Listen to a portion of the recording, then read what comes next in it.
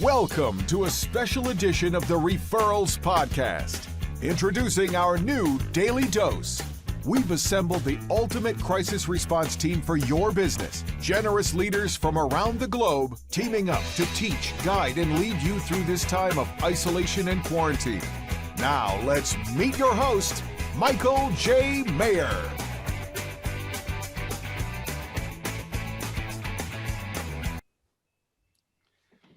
Hey everybody, this is Michael J. Maher with your latest edition of the Daily Dose, brought to you by Referrals Podcast and the Generosity Generation. I'm your host, Michael J. Maher. We have two amazing guests today from Keeping Current Matters. We are literally going to cover the up to the front, up to the now news on what you should do.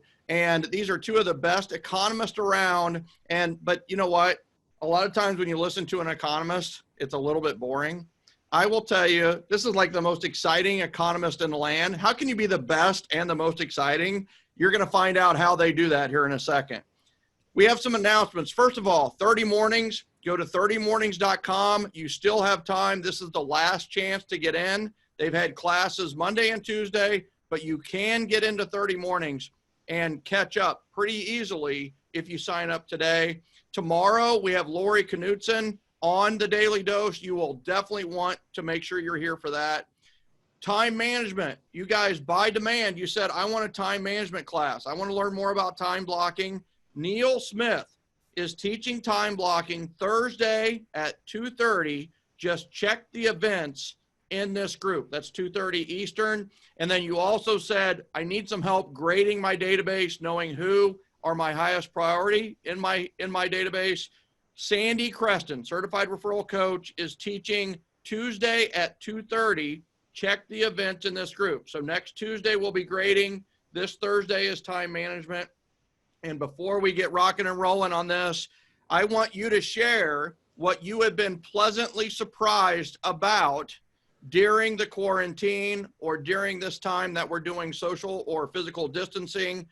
We do this every day. Below in the comments, just put, I've been pleasantly surprised by, and I will tell you one of the things that I've been pleasantly surprised about, and I've talked about the little can of shaving cream that I still am using 2 weeks later. It's just amazing. This little sample is still going. It's almost like a challenge at this point.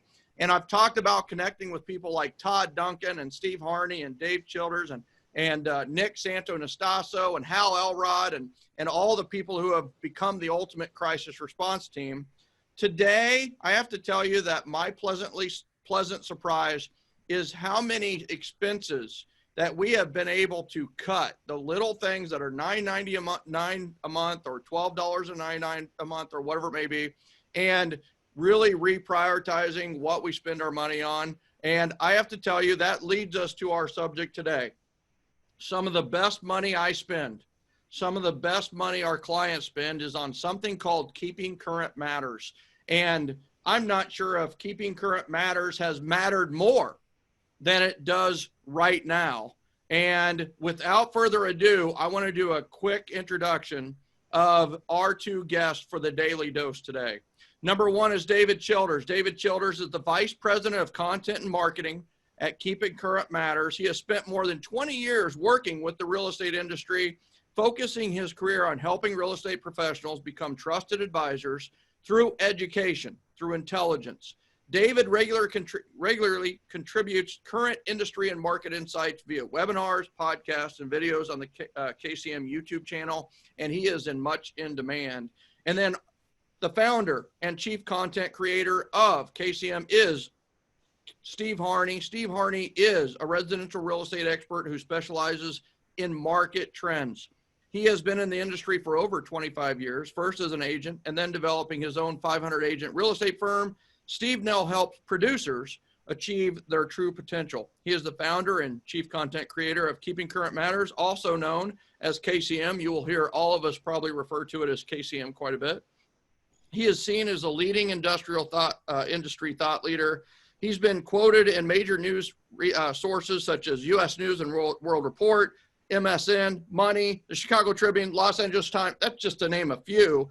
He also received the great honor of being recognized as one of the 100 most influential leaders in real estate by the Inman News, and as one of the 200 most powerful people in real estate by the Swanepoel organization. Dave, Steve, thank you so much for being our guest today on the Daily Dose. Thank you for having us. All right, Michael, I thank you very much. It's an honor, especially, with the group that you bring together. The team usually takes on the personality of its coach, and I know your personality. It's like share, help people, help people, help people. So I'm really excited about being on this call. But I do want to make two corrections you said up front. Okay. Number one, you said that I'm not boring. And some people, like sometimes my wife will argue with you. And the second thing I'll say to that is, definitely not as boring as an economist, because I'm not one. I am a market analyst, but I actually don't have the degree in an economy.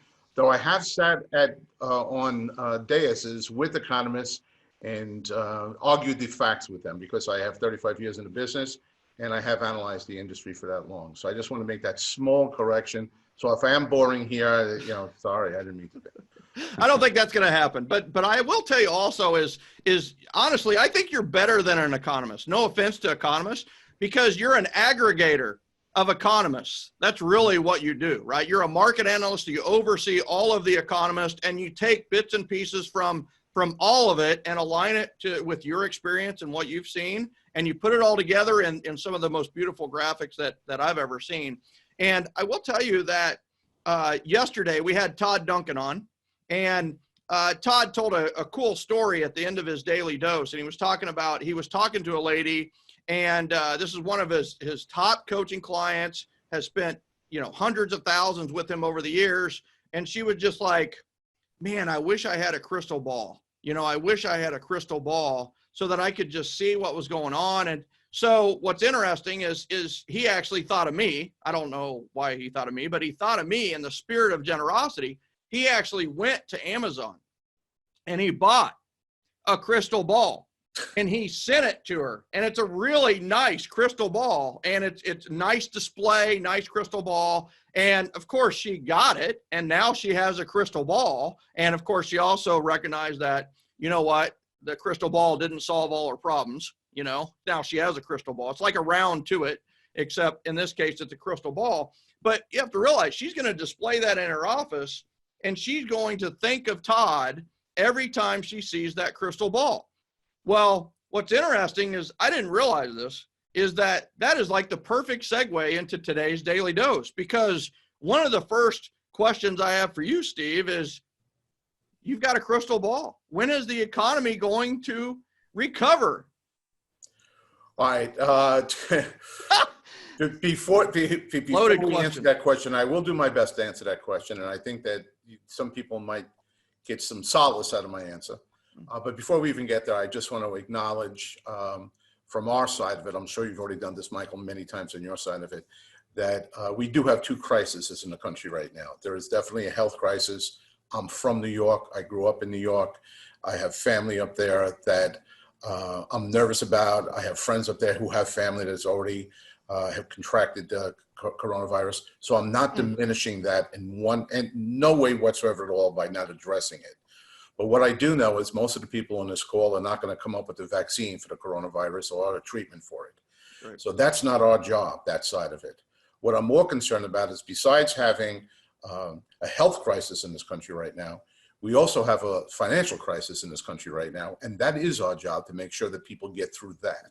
That's part of what we do by selling homes, because we have to remember that their home, in most people's cases, is the largest piece of their total family net worth. All right. So what we're doing in the housing market is crucially important, not to maybe the first wave, the pandemic wave, but there's going to be a second wave after that, that there's some financial fallout here. And we want to make sure we're right on top of that. So in answer to your question, this is what winds up taking place just now. There was a pause in the United States economy. Now, most people are getting crazy, and many people are getting crazy, Chicken Little, the sky's going to fall, and all this kind of stuff. Let me explain to you using an analogy. There we go. Somebody hit the pause button. For your people 40 and over, you get this. Under 40, you have to explain it to them. We used to have a thing. We couldn't stream like Netflix and movies and everything over our television. We used to have a machine called a VCR. maybe younger people remember your parents cursing at it. And it would sit below the television, and we would actually get movies in a cassette, and we would push a cassette into this VCR, and that would put it onto the television, and we'd watch it. And it was just like you have on your clicker at your television right now. There was a play button and a pause button. And right now, I want you to take a look at the economy as that VCR. All right, someone hit a pause button on it. Now, the difference between now and 2008 was in 2008, somebody took that VCR and they took a sledgehammer to it and broke it into a bunch of pieces. So it took us time to reassemble the VCR. It took us time to reassemble, put together the housing market after 2008. It took us a long time to put together the mortgage market after 2008. Yeah. All right. And that caused a very long delay because we had to first make sure everything was right before we could really go at full steam again. This case is totally different. There was a pause button pushed, and when this thing is over, when the health crisis is over, the play button is going to be pushed, and we're going to pretty much pick up on that film right where we left off. Where we left off, ladies and gentlemen, is this January and February, we sold more houses in this country than any other January and February in more than a decade. We were primed for a phenomenal year. And then all of a sudden, again, the pause button was hit. But let's take a look at what people who actually project going forward, forecast what's going to take place in the economy. Let's see what they're saying. Because Goldman Sachs, JP Morgan, and Morgan Stanley all agree that we're going to have a wild ride over the next 90 days. But then we're going to come to an abrupt stop and come right back up again. They call it a V-shaped recovery. Back in 2008, we had an L-shaped recovery. It hit the bottom and laid on the bottom for a long time. That's not the case here. Everyone that we're talking to is saying, no, this is going to actually bounce and come back up. If you imagine taking a tennis ball and throwing it as hard as you can at the ground, well, the harder you throw it down, the more it's going to bounce up once it hits the ground. That's what we're looking at right now. So all the people who handle money, and those three firms together handle trillions of dollars of the wealthiest people in the world's money. And that's their forecast for what's going to take place. So I put a lot of credibility in that. Like you said before, it's not one person saying it. We aggregate a whole bunch of different information. And the good news here is it seems that everyone agrees. Now, also what we did is we did some scouring for some research about pandemics.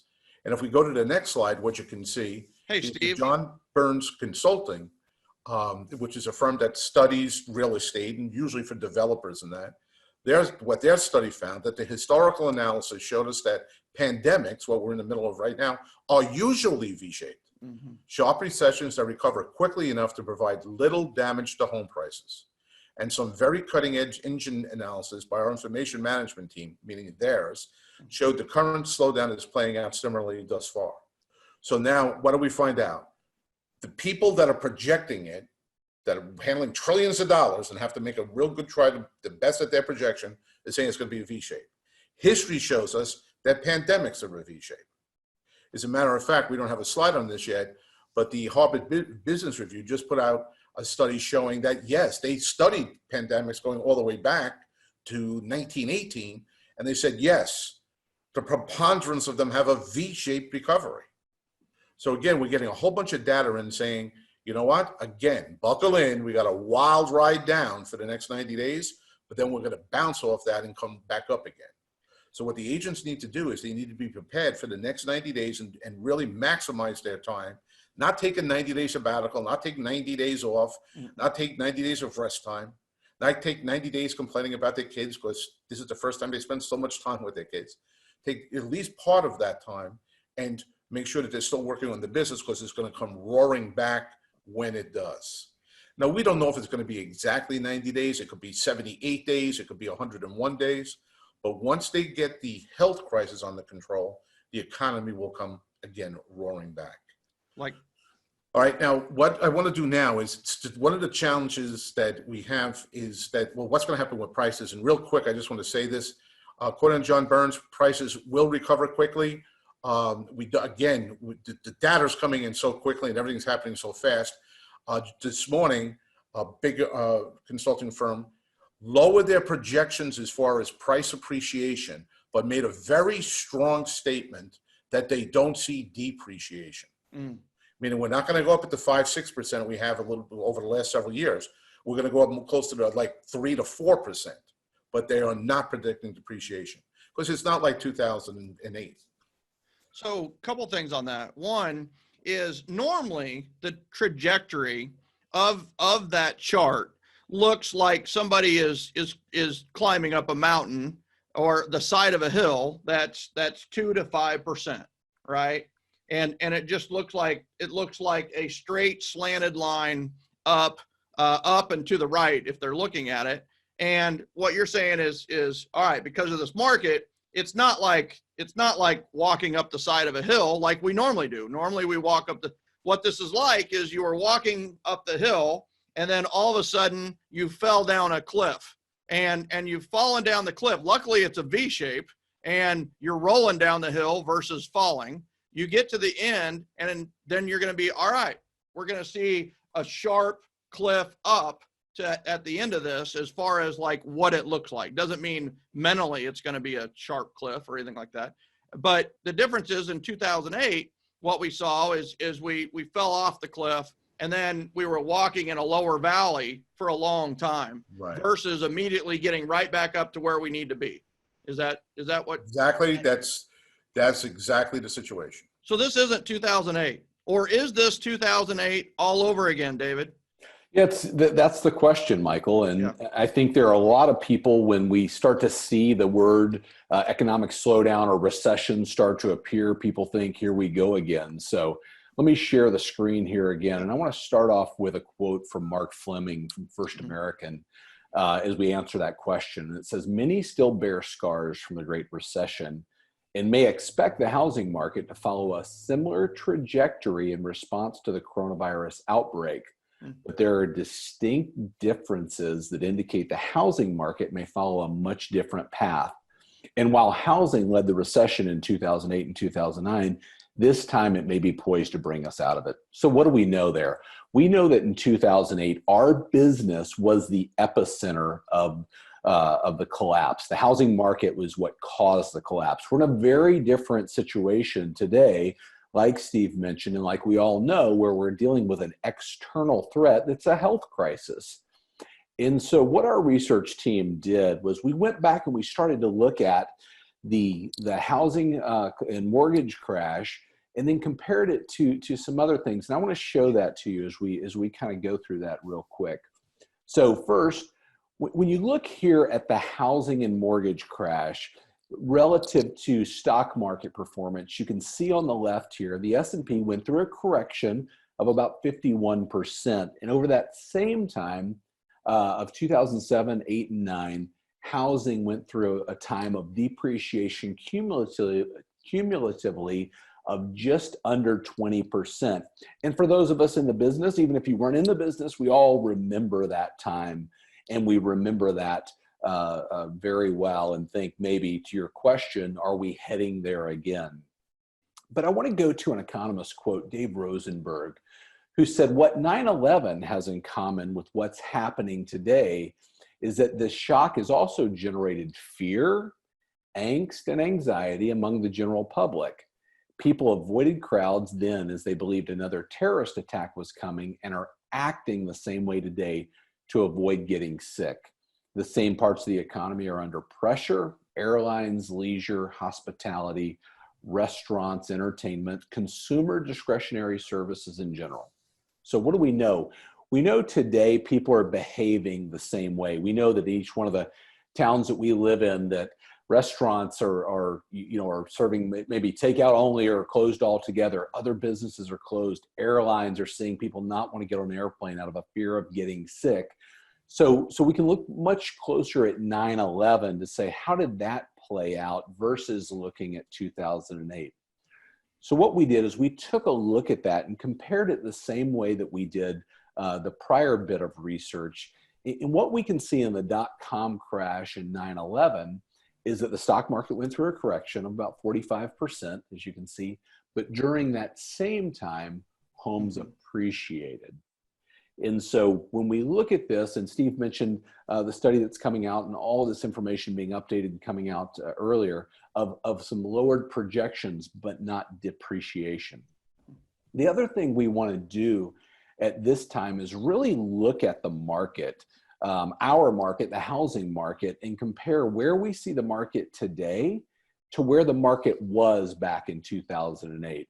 So let me go through a couple of quick visuals that'll show you a difference in these two markets. And I love these. I've seen you brief these occasionally, and I love how it shows the differences. So I'm glad you're doing this. Yeah. And I'm going to give you all these slides. We want folks to have them to be able to do that and get this message out there to this point. So let's look at appreciation first. And this one, it's very visual here, where we see the 6 years leading up to the housing crash on the left and the 6 years leading up to today on the right.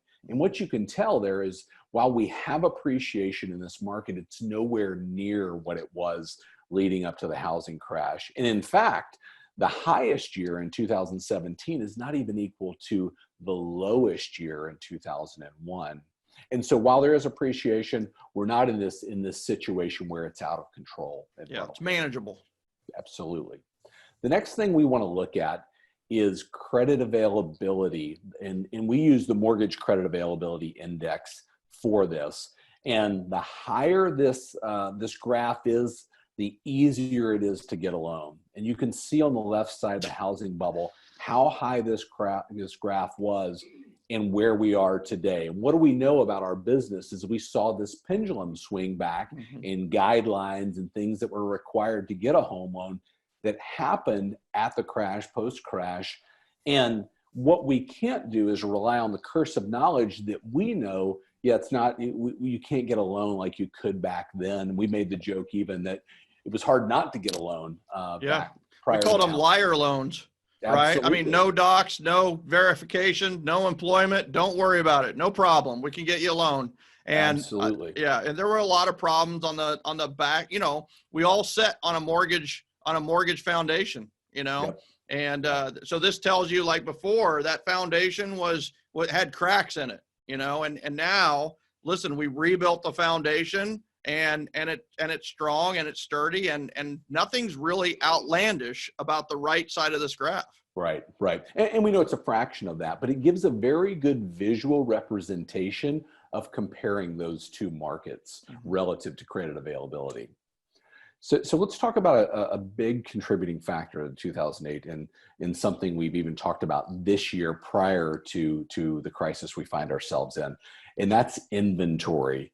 We know heading into the crash that we sat at about a little over 8 months of inventory across the country. Now, we use this in relative to a balanced market being 6 months. Above 6 months being a buyer's market, below 6 months being a seller's market. And where do we know today? We sit at just at 3 months, a little over 3 months of inventory across the country. As a matter of fact, Steve talked about how we started this year with considerable gain in home sales, but knowing the biggest challenge probably at that time we thought coming this year was going to be inventory. And so heading into the crash, there was an oversupply of homes on the market, where today we see an undersupply, a radically different market. The next piece I want to hit real quick, and it's telling, is the total home equity that was cashed out leading up to the crash and where that's been leading up to today. And so on the left side, you see here the 3 years leading up to the crash, $824 billion was harvested off of equity in homes as cash out refis. And people were using at that time this money to fund lifestyle. ATM. Almost right? using a home as an ATM. ATM. Absolutely. Yeah, exactly. And repositioning money into depreciating assets and thinking this will never end, And I think it's safe to say, looking at the number on the right side, the last 3 years, with $232 billion cashed out of home equity, that consumers are treating equity in their homes different today than they did leading up to the crash. And that number just, every time I see it there, it shocks me because it tells such a story there. And really the story that this leads up to is what we know right now is that almost 54% of homes in America have at least 50% equity. That's awesome. And where we come up with this number is we know 37% of the homes are owned free and clear. And then of the homes that do have a mortgage on them, 26.7 of those homes have at least 50% equity. And when you do the math, it gives you the 53.8. And so here's the moral of the story there. Back in 2008, when you're leveraged to the hilt, your home depreciates just a little bit, you now literally owe more on the home than what it's worth, you walk. And we saw that happen in 2008. And I'll tell you today, with the equity position in people's homes, you're not walking away with $50,000 or $100,000 of equity in your home. Right. Even if you saw depreciation, you're not walking away from that. And I think we can look at the consumer's view of equity today and say it's very different, again, like what it was in 2008. It's almost like America is in a better financial position. Absolutely. To survive this. We were reckless in 06, 07, 08, reckless with money and reckless with the equity in the home. So it was all over the place. And when it hit hard. And now it's one of those where, you know what, we've been budgeting, we've been taking care, and I mean America, has been taking care of their money. The mortgage industry has been taking care of the money. So we have a very strong financial position. And on top of that, it always goes back to supply and demand. It is before, when 2007 hit, we had an oversupply. We had more homes than we had people buying them. And in the current market, we actually don't have enough homes for the people who are buying. And that people are amazed when they hear our clients are selling homes right now. We have buyers who are buying homes from sellers right now. And this morning, I got a little passionate during a team meeting, and somebody was saying something just about like expense reduction, things like that. And I go, all right, do your expense reduction, prioritize your expenses all the way to the home, all the way to electricity, like prioritize. What are your expenses? But don't stop there. Look at your revenue. And I encourage all of them, that is about 80 people on this office meeting call, and I go, do a transaction, do it safely, but figure it out. In the next 30 days, everybody in this office, I want you to do a transaction. Figure it out, figure out what needs to happen. Don't put anybody at risk, but you know what? You can still sell houses in this market. Now, I'm not saying, just like Steve was saying earlier about, hey, listen, there is a virus going on. We are not going to be reckless. We are not, but you know what? There are people who can see enough about a home. They can do a virtual tour. They can go through it on their own accord without the seller there, without touching anything, get a feel for it, and buy a home. You know how I know that? Because we're doing it. We have people doing it. So I think that the big thing here is that, hey, listen, be safe. Go according to your state rules and your governmental rules and what makes sense. But the fact of the matter is try to sell something. Like, see what happens. You're like, oh, if we get to a point and stop, be a solutionist. Can you figure it out or not? And then if you can't, listen, it's going to be on hold for 30 days or whatever it may be. But I'd say don't just throw your hands up and give up. See what you can do. And the fact of the matter is you can do a buyer's consultation online. You can do a virtual tour. You can do a virtual open house. You can do a video. The photographer can get out there. The inspector can get over there. There's things that people can do and still be safe and protected against the virus. So.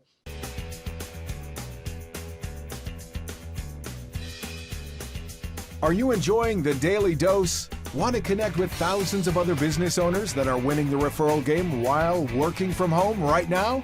Head over to the Generosity Generation Facebook group. Connect with leaders, visionaries, and business owners from all over the world. Go to www.joingengen.com.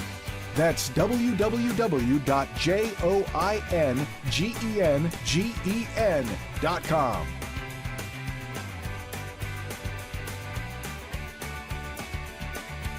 So that leads us to today, and so what do we need to do right now? What is the advice out there to maybe not even the realtors alone? Maybe it's realtors, lenders, entrepreneurs, small business owners, the business of America. Well, I'll take that question, David. It's okay with you. I think we have a Bernanke slide there. If you could throw that up, I'd appreciate it. Always, anytime we can go to Bernanke, it makes my day. I just want you to know that. Right. So Ben Bernanke. In 2018, Ben Bernanke went through and said, what were all the mistakes that were made in 2008?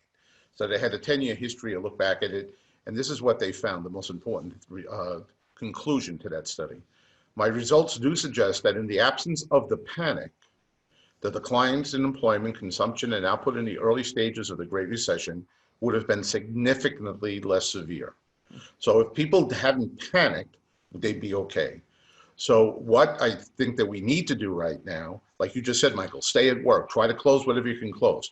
Obviously, you have your own guidelines, your buyer has guidelines and protocols, your seller has guidelines. There are some protocols forced upon you by, not forced, but put upon you by the federal government, your state government, maybe a local municipality. I don't want you breaking any rules. That's none of those rules, none of those protocols. But whatever you can do to move the transaction forward, you want to do. All right, and you also want to get out into the field and make sure there's no panic now, or try to alleviate that panic, just like we're trying to do in this particular session with Michael. All right, but understand something, and put up the next slide, David, please. What Michael's telling you to do is number 3 right now. And while we still have time, and in some parts of the country, you still have a lot of time. In other parts of the country, your 2 hands are tied behind your back already. That's right. All right. So whatever you could do in number 3, that's going to help your finances moving forward. There's no question about that. But understand that if we get to a point for 30 or 45 days, all of our hands are tied behind our back. That doesn't stop us from doing number 1 and number 2. Those are the 3 things we do in this business to make money. We prospect for leads, we nurture and build relationships with those leads, and then we close those leads. If number 3 gets closed down, work hard on 1 and 2, and Michael does a great job of helping you work on 1 and 2. That's exactly what he's going to set you up for. Being part of Michael's group right now has you perfectly positioned for what's going to take place over the next 30 to 60 days to take advantage of the rush of business that's going to take place after that. You want to listen to Michael right now. You want to prospect. You want to nurture those calls, nurture those leads, build those relationships. Either that, you have 2 choices, ladies and gentlemen. Either you're going to come out of the gate once they hit that play button again on that VCR, you're either going to come out of the gate flying, or you're going to be starting from scratch again. You don't want to do that. Please, please, please listen to Michael. It's crucially important. And David, as far as the panic and everything is concerned, what they could do right now to make sure it's not worse than it has to be, why don't you go over just a couple of things real quick? Sure. That Bernanke quote of panic and this idea of how we come and alleviate that, I think is by differentiation. And we found this quote from Housing Wire, an article that was written a week or week and a half ago, and it says, how do you differentiate yourself during a pandemic? By creating educational content that keeps your clients and prospects informed during these dark times. So all the things we've talked about today, Michael, I'm going to give you these slides. We'll get them out. You can get them out to everybody. We're doing as much as we can at keeping current matters to be able to deliver those to you. But now is the time to, deliver videos, to be able to deliver blog posts, to be able to deliver content that helps people get the whole story. Because what we get in media is a portion of a story. We get a headline, but we don't get the rest of the information. And there's information coming up, no doubt. We're doing a lot of work on our team of understanding how employment is going to affect this market. And what we want to do is look at it and say, okay, how do we help buyers and sellers and families make confident decisions during this time? And I'll close with one quote here from Mark Davidson. And if you don't know Mark Davidson, Mark runs 1000 Watt. He's a chief creative officer there. And they are a branding firm that is iconic in the real estate business. They work with the best brands out there, helping them craft their message. What are they going to say? How are they working with customers? And he says, turn your blog page into a homepage. Work up a half dozen timely, relevant posts answering the most pressing questions consumers have. And let me pause there. That's what we're talking today. What are the questions people answering? And be in a position to answer those questions, because this is the content clients and people need more than home search or community info right now. So Michael, that the idea of knowing what people are asking in this market and becoming a student of our business and having a relevant market opinion to be able to deliver those answers to the market in a timely fashion is what we've got to do today. And I am grateful. I know Steve is grateful for you having us on just to talk a few minutes about this. So thank you. Well, I have to tell you, perfect timing, perfect message. And, you didn't even mention keepingcurrentmatters.com. And I do also know, I'd like everybody to comment below KCM. If you're a Keeping Current Matters client already, put KCM. And if you're not, put KCM because you're going to sign up. And they didn't ask me to do that. They're not even pressing that, and I'm sure Steve's going to backtrack on what I just said, because that's kind of been the constant. He's like, oh, well, I didn't say that. It's like, I'm going to say we're not here to sell. I know you're not. I know. We're not here to sell. Well, we are here to help. That's right. I will tell you, I've been doing this for a long time, and people always say, how come you never try to sell it? Because I'm just really trying to help. But I will say this, Michael, I appreciate your support there. If there was ever a time that you're going to be a KCM member, it should be over the next 6 months. Okay. If there was ever a time you're going to do it, now's the time. That's the hardest close he's ever done, people, ever. And it's just like, I'm going to say it because it is the perfect time for the perfect message. And here's, and Steve and David, behind the scenes, here's what maybe you didn't know about what's going on with the generosity generation and the 7L system is we were built for this. We are flourishing. You know why? Because we don't door knock. We don't cold call. I'm not against those, right? I'm not anti anything. I'm very pro referrals and I'm very pro relationships. So it's one of those where it's like, but we were built for this. So all of our generosity generation people are calling. They're literally for an hour. Some people are for 4 hours. They're just calling their neighborhood. They're calling the people they know. And all they're doing is saying something like, hey, I was just thinking about you and I was just checking up on things. How's everything going? How has this affected you? Or has this affected you? Or, that kind of thing. I just want you to know. And I said earlier, it's like, listen, when you got, and I'm going to speak to the realtors, is when you got your real estate license, you signed up to be a leader. You lead people through a transaction on their biggest financial investment ever. You are a leader. You can't follow your way to the top of this business. You can only lead your way. And when you became a professional realtor, you became a professional leader. And now's the time for us to stand up and stand out. And it's time for us to communicate, not communicate the same, communicate more and communicate better. Well, Steve and David, here's what they're getting. They make the call. The people are like, oh my gosh, thank you so much for calling. And you know what, we're doing fine. We're kind of cubbying in, or we're kind of, we're figuring out what a nap is and whatever it may be. And then they go, well, thank you so much. You're still in real estate, right? So how's business? Or how's the real estate? Or how is this affecting real estate?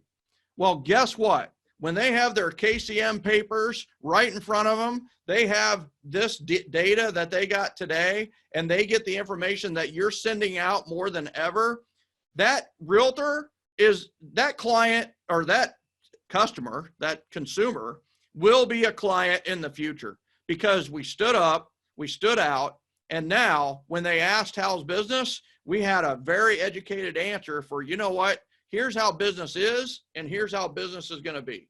And you equip them to be ready for that answer. I've always said that, listen, referrals is not a question. I don't believe in asking for referrals.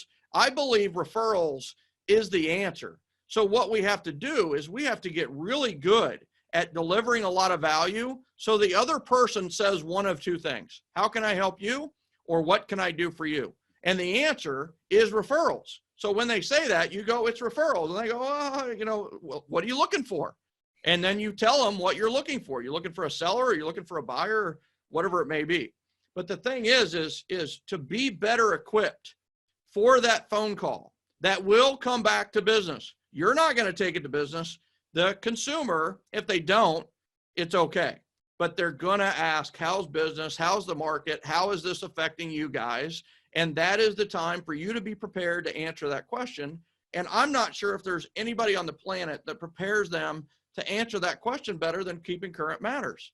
And that's, I'm going to put a period on the end of that sentence. No, thank you.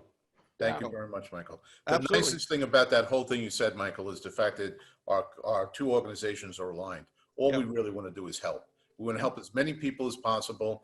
You know, this isn't a business that if you're looking for the money's going to come. This is a business that if you help a lot of people, the money shows up. Yeah. All right. And that's exactly what we are about. Yeah, 100%. Bob Berg was on Friday. He said the law of compensation. The law of compensation is your compensation, the amount of money you'll earn in life, is directly proportional to the amount of value that you provide the world. And guess what? Provide a lot of value to the world. Well, right now, we are the voice of value. We realtors, we are the voice of value. That's what we are. We are the leader. And if everybody had a tag on their back, it would say the voice of value. We need to be the voice of value, either outgoing value or the value of real estate. So it's one of those where you're exactly right, 100% in alignment. And to even take Mark Davidson's comment to the next level, he says, take your blog page and make it a homepage. Now, there's three ways that we can kind of do that. Is number one, is we can also, many of our members, one of the things I teach is create a Facebook group. Yep. Right. So, you know, many of them already have a Facebook group, but some are coming to us now for the first time ever. Welcome to the Generosity Generation. And we say, all right, create a Facebook group.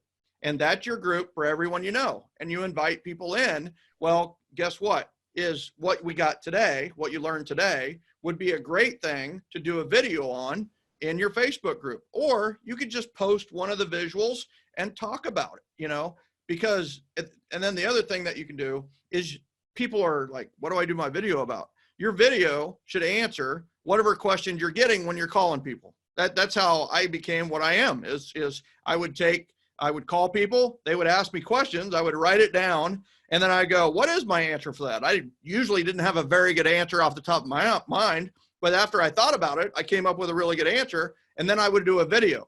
And now I had this really good answer for when I got that question that I, got. So one of the questions that we're going to get is, how's this affecting you in the real estate? You need to do that video. Kelly Allen out of Atlanta, Georgia, did one of these recently. She did a phenomenal job. Was it perfect? No, but you know what? She explained how it was affecting her in a real, genuine way, and it was very attractive. People were very attracted to it. All the comments were, thank you. I didn't know. That's amazing. That's terrific. You're so amazing. You're my realtor. There you go.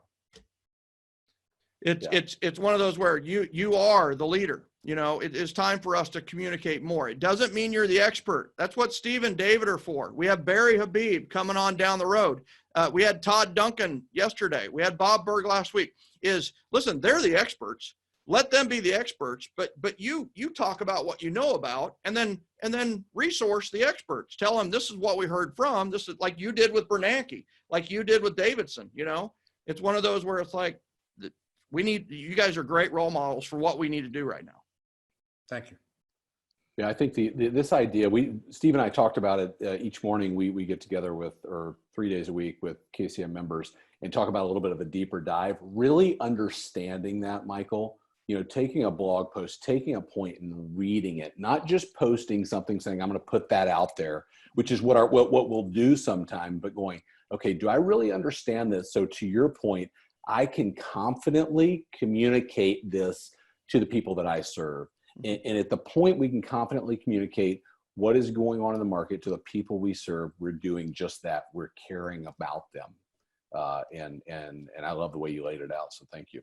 Well, absolutely. And it's interesting because I used an analogy earlier of kind of walking up the hill and then falling off a cliff and then facing a mountain, right?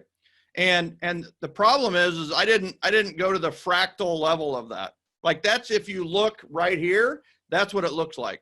But if you look at this in the scale of all the years of all the U.S. economy, it's going to be this, right? All it is a little speed bump on our route. We're riding the bike. We've been riding it a little bit uphill and it feels good because it's a little bit challenging. We hit a speed bump and then we kept on going. And I think it's one of those where it's like, this is the opportunity. I have to tell you, it's time to ramp up. It's time to leverage up. It's time to look at hiring. It's time to look at, like, are you going to be ready when the siren sounds and the all clear is out there? Because it's not going to ease into, just like these graphs are saying, it's going to be like what? I mean, it's going to be, you're going to have 10 clients ready to buy now. Can you handle that? And some people that are solo practitioners, they can't. Like, how are you going to be? You need to be ready to leverage up. And guess what? Even if you don't have to do that later, the exercise of thinking like that will do you some good in the long run. Absolutely. No, I think that idea of those that are serving clients today to be when this market turns, they're going to have more business and they know what to do with. There are a lot of people that are pulling back, and that's what I love about that and about what you stand for is helping through these times and serving when we get to the other side.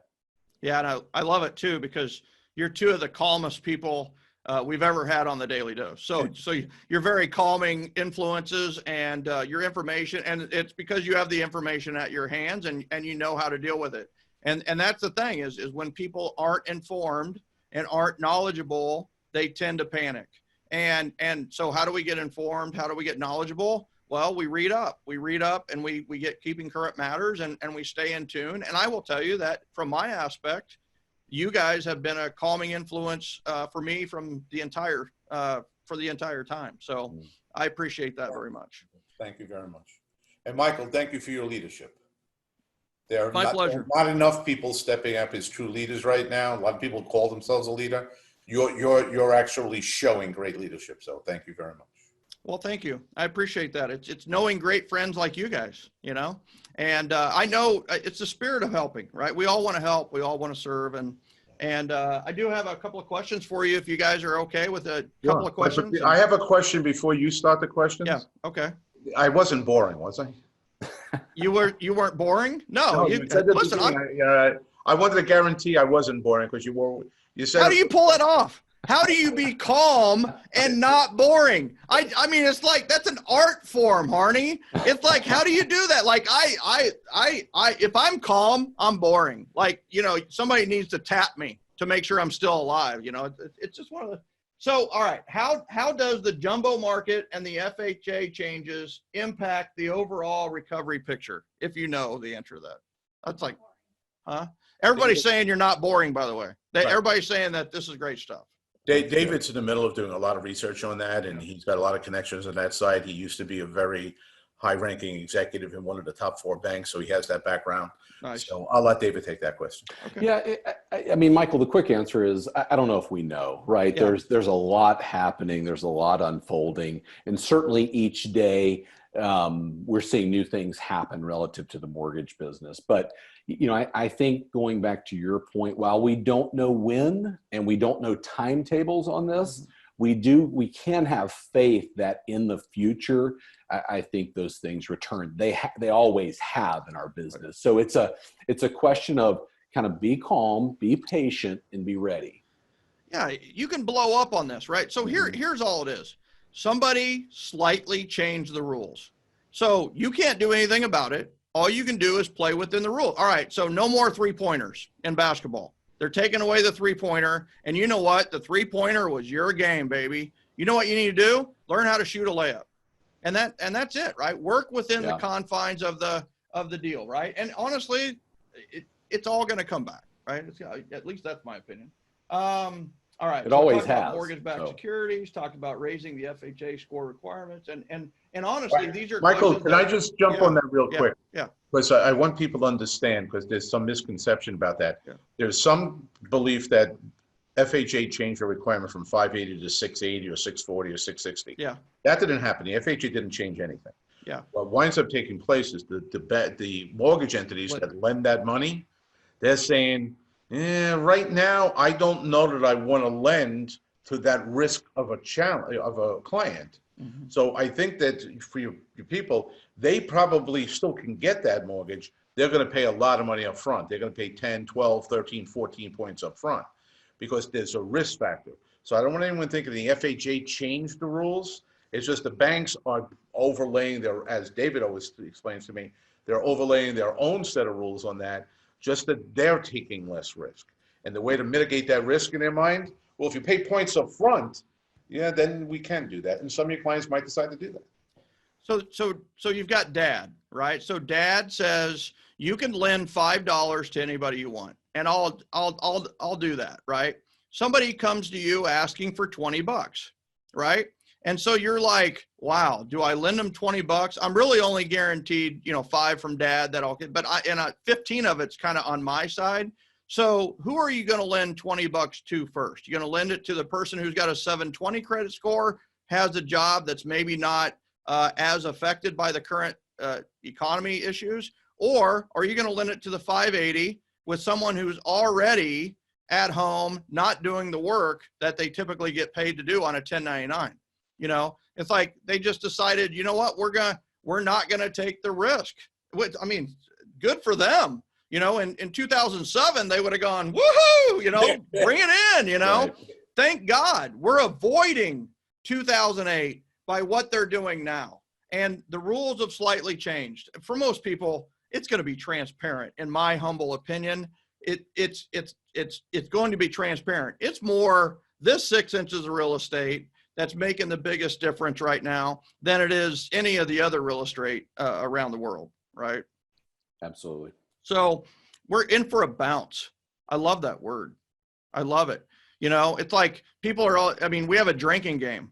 Anytime somebody says the word pivot, we all have to drink. I have to tell you, I've never been so drunk in my life, but it's one of those where, you know what, we're in for a V cut. We're in for this V-shaped type of recovery, and it's going to be a bounce. Like Steve said with the tennis ball, is how hard it throws against the ground, is how hard it's going to come back up. And I have to tell you that you guys have definitely helped us get into a position mentally for what's to come. And I'm tuning in every day to what you guys are putting out, and really appreciate both of you. And thank you for being our guests on today's edition of the Daily Dose of Positivity and Productivity. Thank you, gentlemen. Thank you so much, Michael. Generosity Generation people, thank you for being on today. Tomorrow, we have Lori Knudsen, who's going to talk about the 3-legged stool in your business and why you need to capture and work on all 3 of those legs. And here's the other thing. One action item. You did 50 of your top 50 people over the 2 weeks before. This is the 3rd week. Now you're going to your top 75. The movie theater had 25. The movie theater owner called you and said, now you have 50 seats. Who you're going to put in that movie? Well, guess what? The movie theater owner called and said, we now have 75 seats. Who are you going to put in those seats? Who do you know that's cool, energetic, referral sources, whatever it may be, and you want them to be part of your 75 and watch that movie with them. And that's your action item for this week. Ladies and gentlemen, thank you for being here for another episode of the Daily Dose, and brought to you by referralspodcast.com and the Generosity Generation. We'll see you tomorrow on the Daily Dose.